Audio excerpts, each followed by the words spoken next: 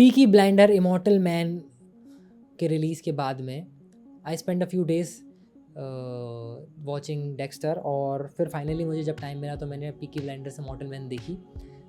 Immortal man देखते time मेरे दिमाग में बस दो ही चीज़ें चल रही थी, how Tommy are famous Peaky Blinder, the devil himself is fighting mental battles in his head. अब वो अकेला रहता है एक बहुत बड़ी मेंशन में अपने एक ही सर्वेंट के और एक ही दोस्त के साथ में।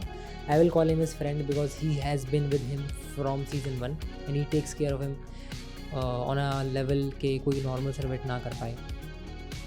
ही इज़ राइटिंग अ बुक और वो किसी से इंटरेक्ट नहीं करता, लोग उसे विजिट नहीं करते इतने ऑफन, मिलता भी है तो उनसे घर के बाहर मिलता है क्लोज फैमिली मेम्बर्स से। And he has handed over his empire to his son. और हर बार की तरह एक काफ़ी सही सा थ्रेट उसके सामने है, बट इस बार ऐसा फील नहीं होता सीज़न के अकॉर्डिंग जैसे हमने अभी तक हैबिचुअल हैं हम सीजन्स में देखने के पीकी ब्लाइंडर्स को, कि वो थ्रेट इतना बड़ा है कि टॉमी उसे हैंडल ना कर पाए या फिर लाइफ थ्रेटनिंग हो जाए या फिर कोई ऐसी चीज़ हो कि जो बियॉन्ड टॉमी हो। आई फेल्ट इस मूवी का जो होल पर्पस था वो टॉमी को, थॉमस शेल्बी को एक क्लोजर देने का था after the death of his brothers, his aunt, his wife and the loved ones he had with him once.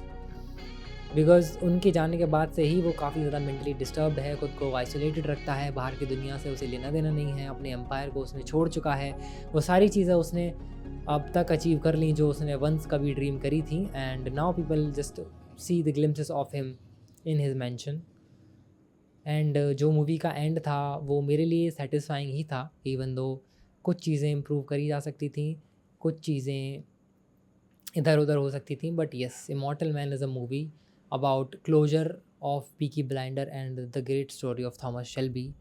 That's what I felt personally. चीज़ें जो बेटर हो सकती थी मैं उनके ऊपर ज़्यादा बातें करके अब इसके क्लोजर को और ज़्यादा स्पॉइल नहीं करना चाहता।